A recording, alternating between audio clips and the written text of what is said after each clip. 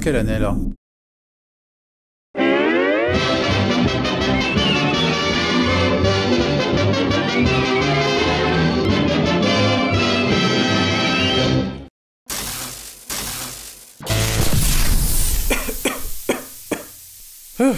J'ai réussi à revenir dans la timeline. Heureusement que j'avais un trognon de pomme et un album de Jennifer Lopez sur moi. Bref, je crois qu'il est temps de reprendre là où on s'était arrêté la dernière fois. Et, bon, elle va se dissiper cette fumée, oui ou non? Ah, c'est bon, je sens que ça vient. Bon alors, je disais que... attends une seconde. Je me sens différent aujourd'hui. Qu'est-ce que... Oh. Oh, oh, oh, oh. C'est moi, ça? Je me sens plus humain, à vrai dire. Wow. C'est donc ça l'effet que ça fait? Mais c'est quoi être un humain, vraiment? Qu'est-ce que la vie, au final? Qui suis-je? Quel est mon but? Où est-ce que je vais? Est-ce que j'existe vraiment? Si oui, est-ce qu'un jour je n'existerai plus? Juste comme ça? Je me sens pas bien du tout, là, d'un coup. Pourquoi j'ai été créé? Est-ce que j'ai été créé? Si on m'a créé, qui a créé ce qui m'a créé? Ah, je sais pas. One existential crisis later. Ok, bon. Visiblement, cette nouvelle apparence signifie que je vais devoir m'adapter à quelques questionnements éventuels. Mais en attendant, je suggère que l'on reprenne bel et bien là où on s'était arrêté il y a plusieurs mois. On était en train de classer des films, je crois. Eh bien, c'est reparti. 15 films restants, alors reprenons sans plus de cérémonie. Numéro 15, Le Garçon et le Héron. Hayao Miyazaki, c'est comme les impôts, il ne sait pas quand s'arrêter. Et pourquoi il le ferait en même temps? Cet homme bouillonne d'idées, et ce serait bête de ne pas en faire profiter le monde tant qu'il le peut encore. Et aussi en faire profiter lui-même au passage. Car si on retrouvait déjà évidemment pas mal de vécu de Miyazaki dans ses précédents films, Le Garçon et le Héron est sans doute son plus autobiographique, tout en demeurant sa propre histoire surnaturelle et légèrement absconse. Le titre original, qui peut littéralement se traduire par « Comment vivez-vous ?», fait référence à un roman de Genzaburo Yoshino, mais n'est pas une adaptation directe. Le livre est inclus dans le film comme étant la dernière chose qu'il reste au protagoniste de sa mère. Et j'ai appris il n'y a pas si longtemps que la mère d'Hayao lui avait elle-même offert le livre, et que sa mère est morte dans un incendie comme la mère du protagoniste. Donc voilà, quand on s'y penche un peu, l'aspect autobiographique est à peine voilé. Cela dit, c'est bien évidemment fascinant de voir comment Miyazaki injecte tout un univers créatif dans ce qui est essentiellement le récit de sa propre vie. Tant son parcours personnel que son art, ses convictions personnelles, son passé, son présent et son futur. Ce film est essentiellement l'amalgame de tout ce qui fait d'Hayao Miyazaki qui il est. Il encapsule ses croyances, ses craintes et son éventuelle acceptation qu'il va bien devoir passer le flambeau, tout en espérant que son successeur soit à la hauteur et ne fera pas perdre son équilibre à la tour géométrique. Quand bien même pour le moment, Ghibli sans Hayao semble un peu mal barré. Je pense que Goro Miyazaki a regardé ce film avec des sueurs froides. Et ça contribue à rendre ce film fascinant. On se perd dans les ruminations d'un vieil homme talentueux, et il parvient quand même à donner l'impression de voguer dans un rêve. Ce film a tout en soi. Alors nom de Zeus, comment j'ai fait pour mettre 14 autres films devant lui, vous me direz? Eh bien, je dois bien avouer que j'ai un petit problème avec ce film. Pour moi, c'est surtout un film qui marche pour son caractère métafictionnel. Si on ne se concentre pas du tout sur la seconde lecture, et plus sur le scénario et les personnages eux-mêmes, je trouve le film un peu moins accrocheur. Bien que même en occultant la portée autobiographique, il reste une jolie introspection sur l'acceptation et le deuil. Mais le protagoniste, dont je continue à oublier le nom, me frappe plus comme un vaisseau pour tout le délire créatif proposé par le réalisateur. Autrement, dans la galerie des personnages du studio Ghibli, il s'efface tristement. Peut-être était-ce un choix délibéré, mais ça fait que la quête personnelle du jeune garçon m'a moins marqué que ce que j'espérais. Et c'est une optique qui parasite pas mal d'aspects du métrage à mes yeux. Tout de même, je reconnais là où le film est très fort, je reconnais son ambition et je reconnais qu'il mérite ses accolades. Je suis bien content d'avoir eu l'occasion de pleinement vivre ce moment où Miyazaki est revenu en force, alors que j'avais raté son précédent film testamentaire au cinéma. Mais le paradoxe pour moi, c'est que si le fond respire fortement l'aura du film événementiel de fin de carrière, dans l'exécution, pour moi, c'est comme si cette retraite d'une décennie n'avait pas eu lieu. Je choisis de le prendre comme une bonne chose. Et puisse Miyazaki assurer son passage de relais en toute quiétude le moment où ça devra arriver.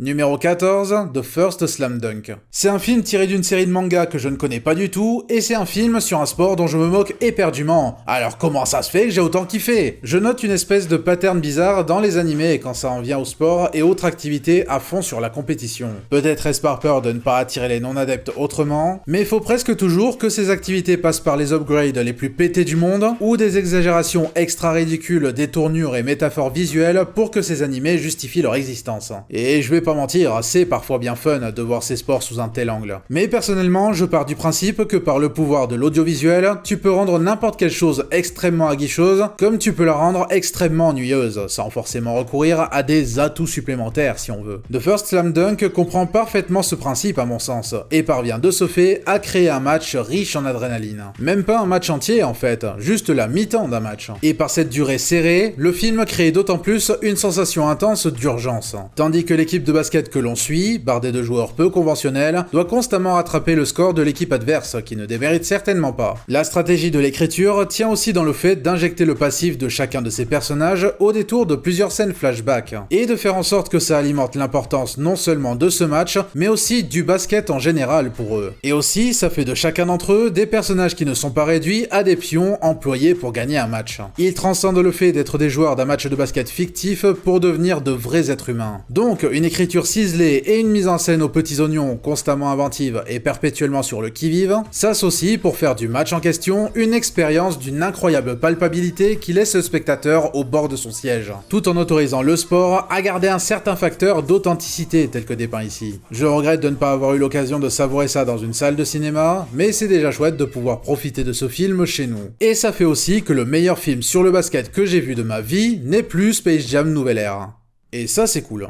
Numéro 13, Migration. Nous sommes en 2023 et je suis heureux de pouvoir affirmer que Illumination a sorti non pas un, mais deux bons films la même année. Quand le monde entier avait les yeux rivés sur le film Mario, un autre challenger de chez Illumination a tracé son petit bonhomme de chemin jusqu'à arriver dans nos salles en décembre dernier. Mais ce que la plupart des gens ignoraient quant à ce challenger, c'est qu'il avait un atout particulier dans sa manche. Le réalisateur du film, Benjamin Renner, à qui l'on doit en partie un certain Ernest et Célestine, ainsi que Le Grand Méchant Renard. L'un étant un de mes films d'animation préférés et l'autre une de mes bandes dessinées préférées, croyez bien que c'est pas passé inaperçu de mon côté. Même si à l'époque, je n'aurais pas espéré qu'il fasse mieux que Mario. Eh bien non seulement il écrase Mario, mais en plus je pense sincèrement que Migration est la parfaite représentation de ce que Illumination est capable de faire à son meilleur. Le souci que beaucoup reprochent à Illumination, et pas forcément à tort, c'est que le studio gère ses films comme des productions légères et avec peu de véritable enjeu émotionnel avant tout. Je comprends la démarche adoptée en général, mais force est de reconnaître que ça limite plusieurs de leurs films quand ni le matériel ni l'exécution ne s'y prêtent. Migration est la personnification de ce que ça donne quand ça marche. Le scénario est on ne peut plus simple, et le film s'apparente plus à une succession de vignettes se déroulant dans les différents lieux visités par la famille Colver,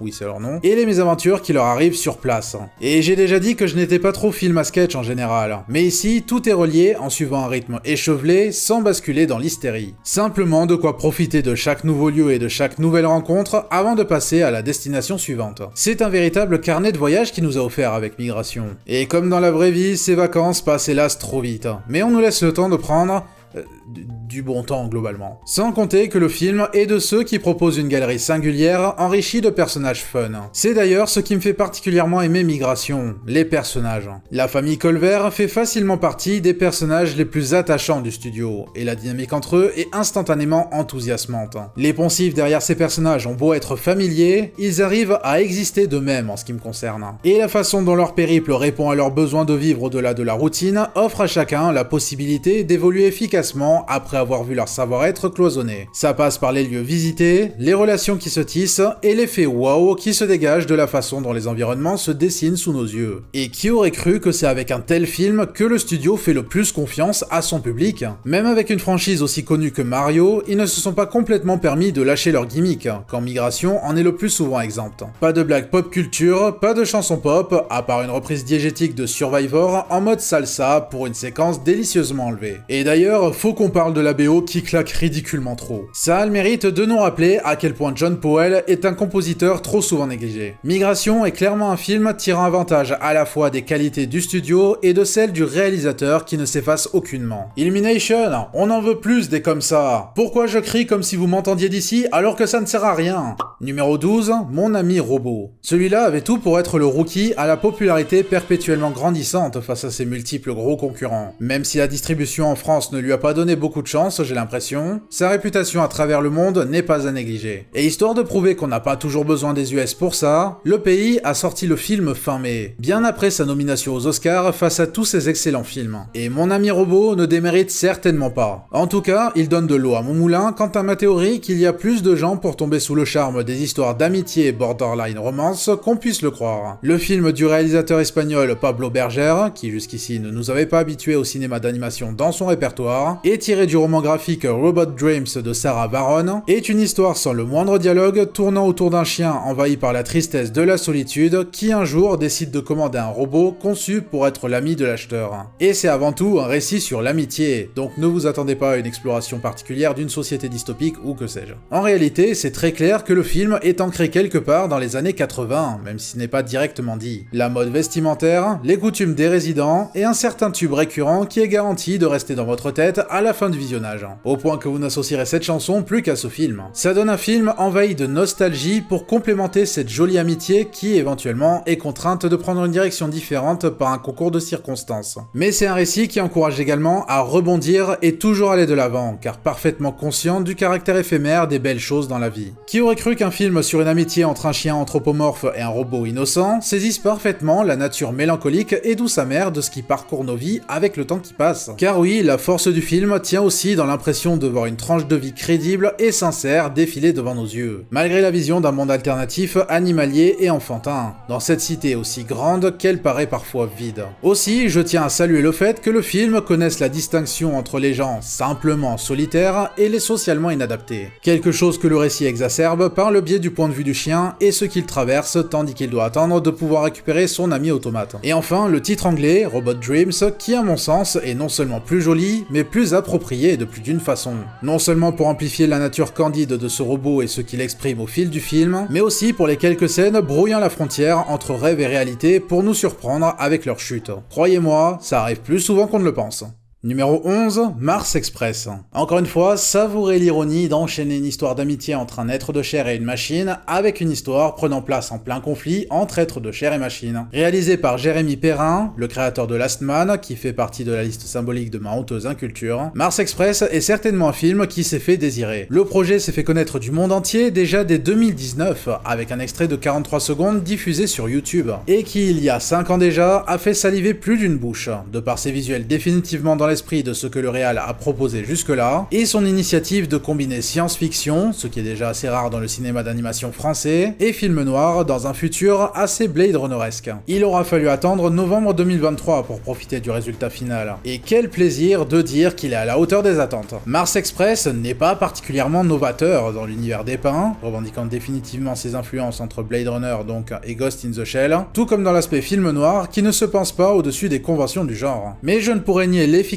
de l'exécution, ni celle de la façon dont l'univers se programme sous nos yeux ébahis. La direction artistique est très inspirée, ne serait-ce qu'au niveau des designs, et l'animation jouit de quelques scènes d'action et de tension trépidantes. Mais la façon dont cette enquête démêlant un complot caché aux yeux du monde complémente cette crise identitaire située en plein conflit quant à la cohabitation entre êtres humains et machines, tout en ramenant cela au drame du flic hybride protagoniste devenu machine après un accident fatal pour rester en vie, alimente également l'intérêt du spectateur de par les multiples contradictions déchirantes soulevées, tout comme les fameux questionnements sur la conscience et tout ça que, personnellement, je n'ai pas envie de me poser. Croyez-moi, vous allez avoir un peu de sympathie, dans la mesure du possible, pour un mec qui est pas foutu d'effectuer des mises à jour dans son propre système. Binder, buddy. Et le film n'est certainement pas avare en moments contemplatifs, donc je considère que c'est un win-win pour les fans de science-fiction en tout genre.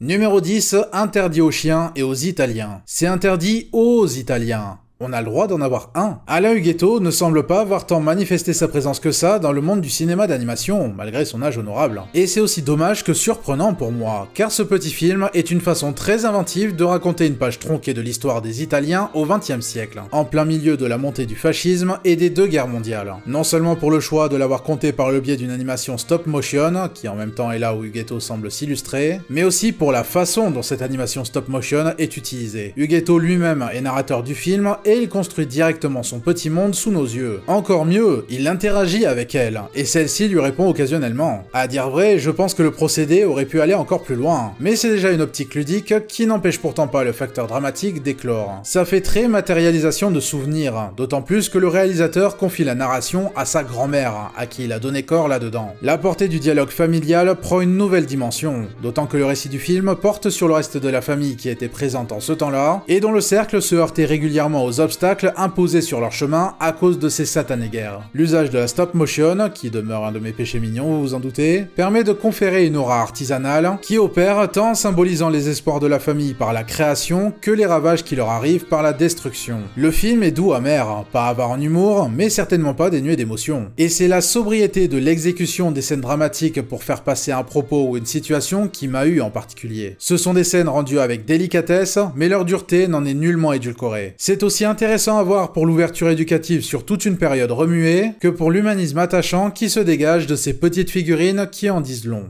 Numéro 9, Linda veut du poulet. Pour ceux qui ne connaissent pas le film, il est plus politique qu'il n'en a l'air.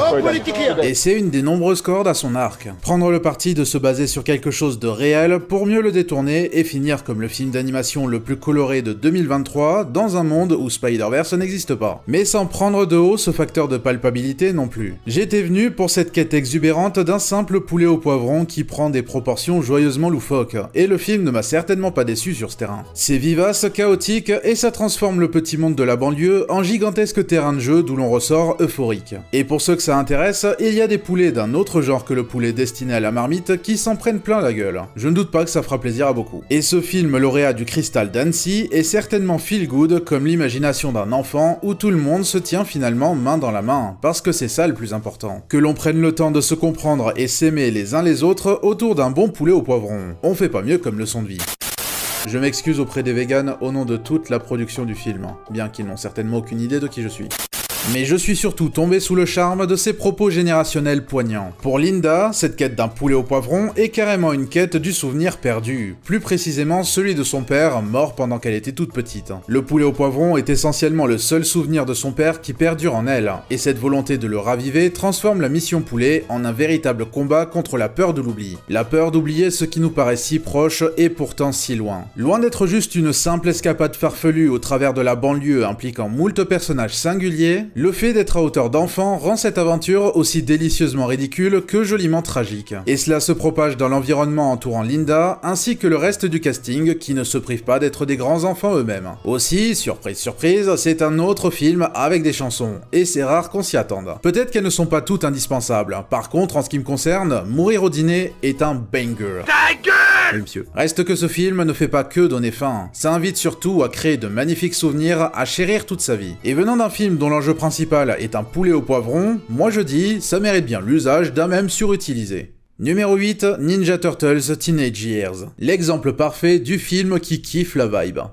Non mais s'il vous plaît, laissez-moi me convaincre moi-même que je suis encore jeune. La première aventure animée des tortues destinée aux salles de cinéma depuis l'oubliable TMNT de 2007 prend un parti qui pourra paraître singulier aux yeux des gens habitués aux conventions du médium, principalement dans ses choix esthétiques. Bien évidemment, les amateurs auront vite fait de citer l'influence Spider-Verse, et je ne doute pas moi-même que le fait que ce film existe ait permis à Ninja Turtles d'être ce qu'il est. Mais comme je le disais dans une précédente vidéo, pour moi, les comparaisons s'arrêtent au fait que les deux optent pour une 3D stylisée. Autrement, Ninja Turtles est radicalement différent dans sa propre direction artistique. Et perso, j'adore le fait que le film ne se soit pas privé d'être aussi crado que possible. Les designs sont repoussants, les effets visuels sont gribouillés, les décors sont glauques, il y a une longue blague de vomi, et l'ensemble n'est pas avare en body horror autant qu'une classification PG puisse le permettre. Et j'adore ça. J'adore ce côté sale complètement assumé pour un film grand public, après des années à avoir lissé l'univers des Tortues Ninja, même quand ça ne retire rien à la réussite de certaines de leurs productions bien sûr. Et c'est non seulement seulement délibérément sale, mais c'est aussi délibérément barré, du début jusqu'au grabuge mutagène promis par le titre VO. C'est cool et c'est mené avec une synergie folle par Jeff Rowe, déjà coréal de l'excellent Les Mitchell contre les machines, mais c'est aussi assez touchant quelque part. Dit comme ça ne paraît pas d'une originalité folle, mais corréler l'ostracisme subi par ces mutants avec le fait que les 4 frères soient des adolescents socialement inadaptés, le tout dans une ambiance qui respire les 90s malgré les références modernes, est un choix inspiré. Et c'est encore mieux compte tenu d'à quel point Jeff Rowe s'assure que son film soit aussi vivant que possible. Donc parfois ça peut paraître ridiculement exagéré, notamment avec Donnie qui pense surtout par référence à la culture populaire.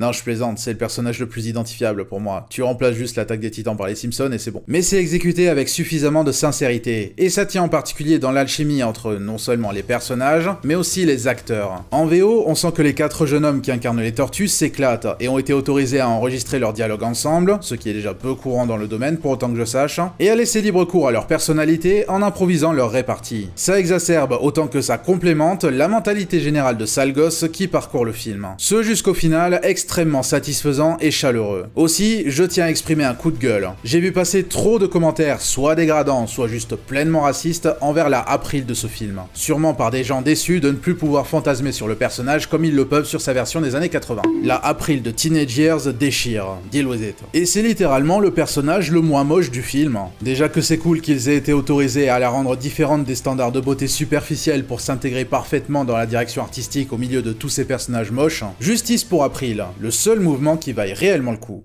Numéro 7, Élémentaire. Je pense que ce ne sera un choc pour personne que d'affirmer que le centenaire de Disney a été catastrophique sur plus d'une échelle. Entre déception financière à l'appel et films tous plus insipides des uns que les autres, c'est dur d'estimer qui de Disney ou de Warner a fêté le plus ridicule des centenaires. Certes, Warner a eu un film à 1 milliard, mais Disney, au moins ils sortent leurs films, eux. Et tous les pronostics voulaient que Disney emporte Pixar avec eux dans leur tombe métaphorique. Spécifiquement avec un petit film envers lequel Internet semblait avoir une haine particulière prématurée pour une raison quelconque. Après tout ce temps, pouvoir non seulement affirmer que Élémentaire est bel et bien un Pixar n'ayant rien à envier aux autres films du studio, mais aussi qu'il s'est vu pousser de solides jambes pendant son parcours dans les salles, et une solide réputation qui a duré pas mal de temps à voir le nombre de fanarts tous plus adorables les uns que les autres qui ont surgi pendant cette période, est une véritable satisfaction. C'est marrant pour moi, parce que beaucoup se la jouaient vraiment faussement subversif envers ce film, en mode romance entre 2 Z que tout oppose et on sait comment ça va finir, blablabla. Mais je théorise que son modeste succès au fil des semaines dans les salles tient surtout de son optimisme. On a beau vivre dans un contexte énamouré du cynisme, je pense que les gens ont plus envie de cinéma optimiste et attendrissant qu'on puisse le croire. Surtout quand il est aussi efficace et a bénéficié d'un aussi bon bouche à oreille. C'est la première fois que Pixar s'attarde vraiment sur le domaine de la romance à ma connaissance. Quoique on peut débattre quant à Wall-E, même si je ne pense pas que ce soit l'intention centrale du film, même si ça joue un grand rôle. En tout cas, pour cette tentative, Peterson et son équipe ont su créer une dynamique vraiment convaincante entre Amber et Wade.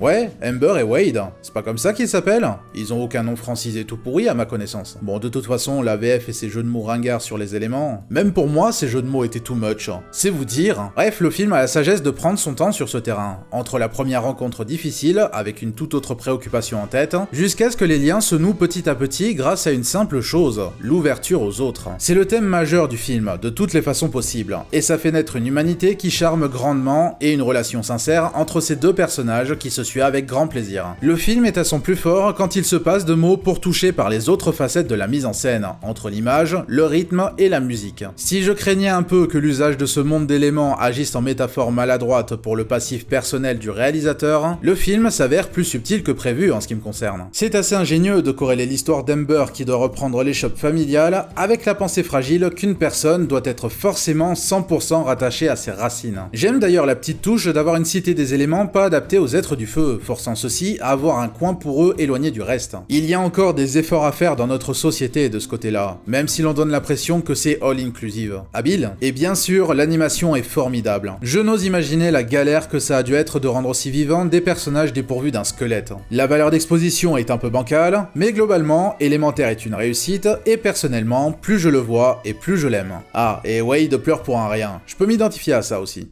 Numéro 6, Mad God. Bah ouais, techniquement ça compte comme un film de 2023 selon les standards de ma liste. C'est cette année qu'il a bénéficié d'une sortie cinéma par chez nous. Big up à Carlotta pour ça, l'un des meilleurs distributeurs au monde. Je ne vais pas m'étaler dessus vu que j'en parle pas mal en détail dans une précédente vidéo, que vous pouvez toujours aller voir si vous avez de la tolérance pour un micro médiocre pour être gentil. Mais pour la faire courte, si vous voulez vous retrouver avec l'une des visions de l'enfer les plus repoussantes et horrifiantes portées à l'écran, c'est le film qu'il vous faut. Le légendaire Phil Tippett puise dans son savoir de la stop motion pour concevoir ce monde de chair et d'industriels, grouillant d'acteurs macabres faisant tourner son fonctionnement. Ça lui a pris 3 décennies, et la passion autant que la sueur qui sont allés là-dedans se ressentent à chaque seconde. Une plongée viscérale aussi poétique qu'elle est terrifiante, et un de ces films qui laisse une impression durable et gagne encore plus de cachet par le souvenir qu'on garde de ce cauchemar putride en l'occurrence. Amateurs d'horreur artisanale, c'est pour vous. Enfin, vous autres devriez tous regarder le film aussi, hein. Numéro 5, Le secret des Perlims. Le garçon et le monde, premier long métrage du réalisateur brésilien Ale Abreu, est un de mes films d'animation préférés. Naturellement, j'étais enthousiasmé à l'idée de le voir faire son grand retour pratiquement une décennie plus tard avec son nouveau film, Le secret des Perlims. Et même si j'attendais ce film, je dois bien avouer que je m'attendais à quelque chose de nettement plus conventionnel. Mais clairement, je ne devrais pas douter de ce réalisateur. Même si ça me contraint à sortir la phrase pas du tout attendue, non, ce film n'atteint certainement pas les sommets atteints par Le garçon et le monde, mais c'est un très bon film quand même. Le secret des Perlims est plus familier, et l'écriture est globalement nettement plus traditionnelle que l'œuvre précédente. Cependant, comme souvent, c'est l'exécution qui fait la différence, tandis qu'elle révèle rapidement ses couleurs oniriques. Veuillez me pardonner pour ce que j'ai dit tout à l'heure, c'est ce film qui est le plus coloré de 2023. Peut-être plus encore que Spider-Verse.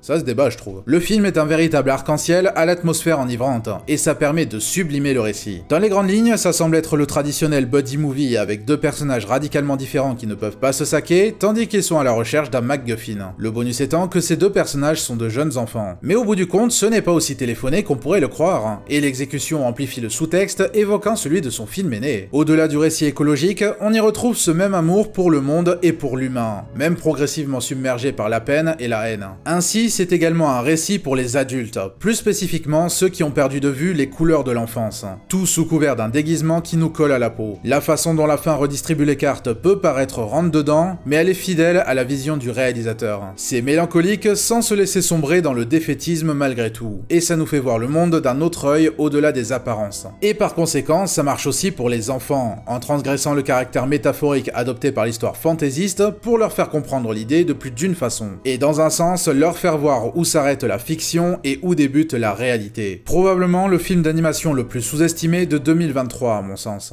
Numéro 4, Sirocco et le royaume des courants d'air. Ah, qu'est-ce que ce film est trop mims. C'est pile poil ce qu'il me fallait quand j'étais en quête d'un conte tout doux dans lequel tu as envie de te perdre, tout en te rappelant de profiter quand même de la réalité parce que, c'est là où tu vis, il se trouve. Sirocco dépeint un univers fantasmagorique né de la plume d'Agnès. Celle-ci se voit confier la garde de 2 jeunes sœurs qui finissent par traverser la frontière de la réalité pour atterrir dans le royaume des bouquins d'Agnès, tout en recherchant le moyen de rentrer chez elle. Il n'y a rien de formidablement complexe dans ce film, mais ce n'est pas une fin en soi de toute façon. L'important est de profiter d'un imaginaire enchanteur, et c'est exactement ce que ce film propose. Au-delà d'être une simple virée dans un lieu inconnu en mode poisson hors de l'eau et une histoire sur l'indéfectible lien entre 2 sœurs, Sirocco revendique le pouvoir de la création comme refuge face aux duretés de la réalité. Comme en l'occurrence, une tragédie particulière étant arrivée à l'autrice du livre à l'origine de l'univers dans lequel les jeunes filles naviguent. Une façon d'examiner l'immortalité dans l'imaginaire, sans pour autant négliger ce qui anime notre présent. Et l'univers dépeint est certainement vibrant et unique, en dépit de ses influences notables. J'ai lu plusieurs comparaisons avec Miyazaki, et il y a un peu de ça, ne serait-ce qu'en ce qui concerne la figure tragique et ambiguë du personnage éponyme Maître du Vent. Mais je ne peux m'empêcher de penser également à l'œuvre de Paul Grimaud, avec bien évidemment mon film d'animation préféré, Le Roi et l'Oiseau, en tête de file. Là encore, ne serait-ce que pour ses jouets autonomes qui ne sont pas sans rappeler ce qui pouvait parcourir l'imaginaire aussi poétique que débridé de Grimaud. Le film est une aventure palpitante pour le jeune public, et soulève aussi des thématiques graves autour de l'amour, la mort et la peur de faire du mal à ceux que l'on aime, donc ça plaira aussi aux adultes en quête de contenu edgy. Mais plus sérieusement, c'est très beau, c'est charmant tout plein, et c'est bourré de cœur et de bons sentiments qui font mouche. L'ensemble prend bien son temps pour insuffler de la vie dans ses figures imaginaires, et elle ne laisse pas de bois, tout comme la délicate musique qui a fait fondre mon petit cœur tout mou. Donc ce n'est pas du vent tout ça, il y a bien un air de génie qui traverse le long métrage, alors filez comme le vent pour le voir. Ouais, je sais que ces jeux de mots pourris vous font souffler du nez.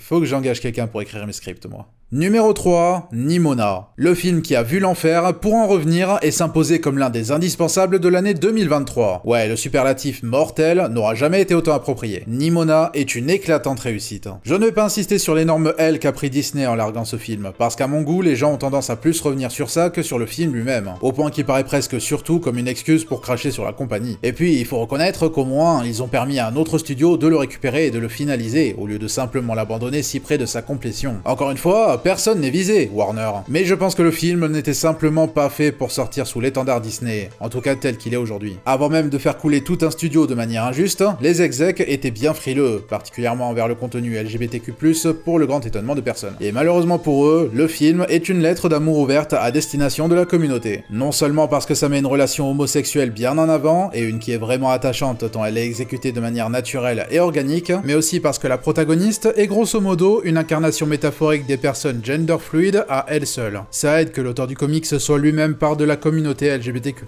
Et je doute également qu'une certaine chose se passant durant le climax serait passée sous le radar. Je pense que ceux qui ont vu le film savent très bien de quoi je parle. Quelque part, le fait que le film ait été autant rejeté par Disney accentue la force de son propos. Nimona, le film comme la protagoniste, embrasse le chaos et encourage l'audience à se sentir bien dans sa peau tout en envoyant les bien-pensants qu'il démange au diable. Ce qui fait qu'on passe d'une frénésie jubilatoire au début à une émotion poignante redistribuant totalement les cartes et démontrant son côté subversif non pas dans sa structure scénaristique brute, mais dans son plaidoyer contre la conformité. Celle reflétée depuis les textes sacrés, ou en tout cas leur interprétation, jusqu'à aujourd'hui même dans les choses les plus anodines dans les médias qui poussent à ne pas sortir des rangs et créer un mal-être qui ronge jusqu'à des proportions dramatiques. À défaut d'être original en disant qui est le vrai monstre dans l'histoire, Nimona pointe du doigt la véritable origine du mal avec roublardise et sincérité. Ce qui fait que Nimona est le seul film Netflix de mémoire avec Pinocchio à m'avoir fait pleurer comme une mauviette à la fin. Ouais, carrément pleurer. Peut-être même plus que Pinocchio, à vrai dire. Mais en même temps, Nimona est plus proche encore de mes sensibilités dans ces thématiques, donc c'est aussi une affaire de contexte. Naturellement, le film est visuellement magnifique et atypique, et c'est aussi un savoureux buddy movie dessinant une alchimie enthousiasmante entre ce chevalier déchu et ce gremlin instable au sourire de tueur. Un bordel chaotique extrêmement fun qui finit terrassant de façon inattendue. Je pense que c'est un film nécessaire, et croyez-moi, je n'emploie pas ce terme à la légère. Et Blue Sky,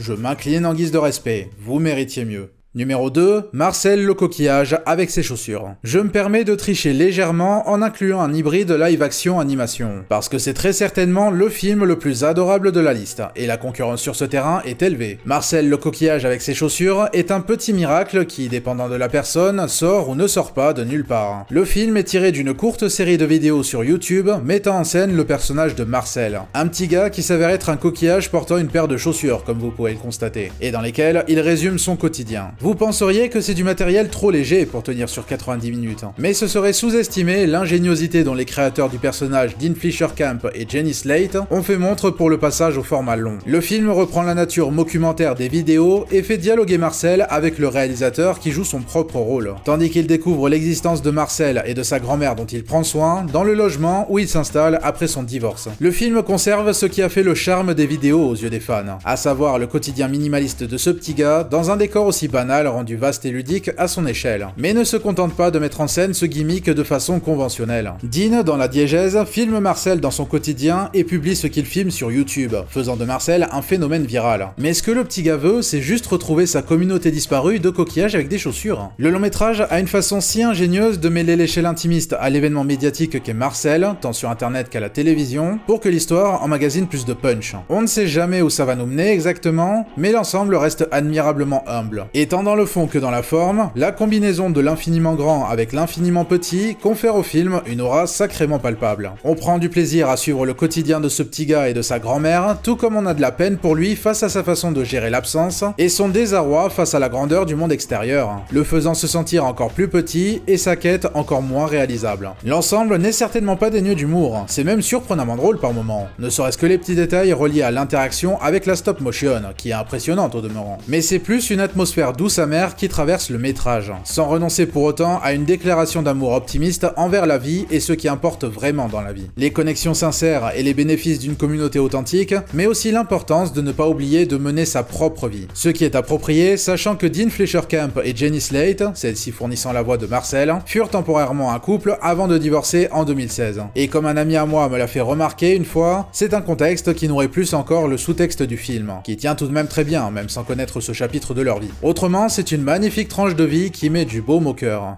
Et numéro 1, le numéro 1 le moins prévisible de l'histoire, Spider-Man Across the Spider-Verse. Bah ouais, voilà, mais qu'est-ce que vous voulez que je vous dise, moi? Que Across the Spider-Verse est un chef-d'œuvre? C'est pas genre le truc le plus attendu que je puisse dire? Mais en même temps, c'est vrai, c'est un chef-d'œuvre. Into the Spider-Verse avait déjà placé la barre extrêmement haute. Et Sony Pictures Animation s'est surpassé pour faire en sorte de délivrer quelque chose de plus grand et de plus grandiose. Le résultat, c'est 2h20 à avoir eu les yeux humides d'admiration en me disant que jamais je n'ai été aussi heureux d'avoir toujours cru au fait que l'animation soit le meilleur médium. Across the Spider-Verse est d'une créativité visuelle, chorégraphique, bariolée et sonore qui transcende ce qui paraissait possible pour un humain. Sur tous les aspects techniques possibles, ce film laisse croire et laisse le spectateur expérimenter quelque chose d'inédit et de trépidant à chaque seconde. Et paradoxalement, ça complémente la part humaine dans ce chaos frénétique. Across prolonge les idées de Into, notamment ce qui relie ces hommes, femmes et animaux araignées confinés à des poncifs de super-héros qui vont à l'encontre de leur raison même de vivre. Il y a une formidable façon de concilier l'échelle humble de la petite araignée sympa du quartier avec celle infiniment massive du multivers. Ça laisse un gros impact sur la découverte de soi que Miles expérimente, vu comme une grosse anomalie alors qu'il veut juste tracer sa propre route, au lieu de se plier à ce que tout un univers décide pour lui. De cette façon, Across ne se prive pas de lorgner la parabole méta, et très satisfaisante compte tenu du trop grand nombre d'andouilles en mode Miles Morales n'est pas Spider-Man qui circule. Mais fort heureusement, ce n'est jamais explicitement déclaré de manière balourde. C'est juste une façon supplémentaire de jouer avec le gigantesque terrain de jeu permis par une plâtrée d'histoire constituant tout un canon pour le symbole de l'homme araignée, quelle que soit la personne qui enfile le masque. Ce même masque qui n'aura jamais autant paru comme un fardeau extrêmement lourd à porter, tandis que les enjeux n'auront jamais été aussi trépidants. Et le plus comique, c'est que ce film, à mon avis, symbolise bien le mal-être qui traverse le cinéma de super-héros de ces dernières années et l'origine du problème. Ce film ne pulvérise pas vraiment les conventions d'un script Marvel ordinaire en soi. On a la structure typique, on a le délire multiversel, on a les multiples gags sur le chemin pour déjouer légèrement la tension quand ça devient trop pesant, etc. Et le fait que ce film réussisse autant ce qu'il entreprend malgré ses poncifs que beaucoup critiquent habituellement dans les mauvais films de super-héros, permet de confirmer qu'ils ne sont pas mauvais de manière inhérente. Je le dis souvent, mais ça n'aura jamais été aussi vrai, tout est une question d'exécution. Et une dernière chose sur laquelle je voudrais revenir, parce que ça a pas mal fait débat, c'est le fait que ce film soit la première partie d'un diptyque. J'ai lu pas mal de plaintes parlant d'un film incomplet en conséquence, notamment pour l'énorme cliffhanger sur lequel le film s'arrête, ce qui diminuerait l'impact du film en tant que tel. Perso, je ne suis pas d'accord. Certes, le grand schéma global est dépendant de ce que l'on verra dans la suite, mais cette première partie propose suffisamment d'arcs individuels qui trouvent soit une résolution, soit une sorte de statut en suspens, dans le sens où ça se sent que les pièces se sont complétées, mais on peut approfondir la chose encore un peu plus. À ce titre, je salue tout particulièrement l'arc narratif de Gwen, absolument exceptionnel. Il a fait de la jeune femme très possiblement le personnage le plus touchant de n'importe quel film Marvel que j'ai vu, animation ou non. Across the Spider-Verse est certainement une date à marquer d'une pierre blanche dans l'histoire de l'animation. Un behemoth capable de sortir les plus grosses dingueries visuelles et de rendre au centuple l'expérience octroyée par Into the Spider-Verse sur ce terrain. Et c'est approprié de terminer ma liste sur un tel film, qui résume non seulement à quel point l'année 2023 fut une année prolifère et riche en possibilités incroyables pour l'animation, mais aussi les problèmes qui gangrènent cette industrie malade. Rappelons-nous de l'éprouvante production que les artistes ayant bossé sur Across ont traversé, dont j'ai déjà parlé en détail par le passé. Et quand bien même le film a dépassé toutes nos espérances, le fait que ça se soit fait au détriment de conditions de travail saines n'est pas acceptable, et ne devrait pas devenir la norme. Et comme si ce n'était pas déjà trop, les gros studios prennent encore l'animation de haut, et les artistes comme des pestiférés que l'on peut ne pas rémunérer à leur juste valeur sur le long terme, et dont on peut sacrifier le travail à son bon vouloir, sans pour autant faire en sorte qu'ils soient moins surmenés pour autant. Et même si ce n'est pas évident à accepter, nous avons également un rôle à jouer dans la gratification reçue par les artistes. Surtout quand on a la chance de vivre dans une époque où l'on peut avoir un film comme Spider-Verse, qui aura fait en conséquence un bon lot de pourris gâtés qui prennent l'animation pour acquise. Les artistes ne subissent pas seulement les retombées des gros studios les leur mettant à l'envers, mais aussi la pression morale à laquelle nous contribuons éventuellement. Bien sûr, je me réfère surtout aux conditions de travail des animateurs américains. Mais il ne faut pas oublier non plus de saluer et d'apprécier à sa juste valeur le travail de nos animateurs locaux et de tous les animateurs à travers le monde. Ceux qui luttent tel David contre Goliath pour que l'on puisse encore regarder et parler d'animation avec passion, et qu'on se retrouve avec autant de réussites commerciales et critiques comme celles qui ont parcouru cette liste. Donc plus que jamais, prenez le temps d'apprécier ces artistes et ce qu'ils délivrent à leur juste valeur, et de soutenir leur combat mené pour le médium. On se retrouve lors de la prochaine chronique, ciao!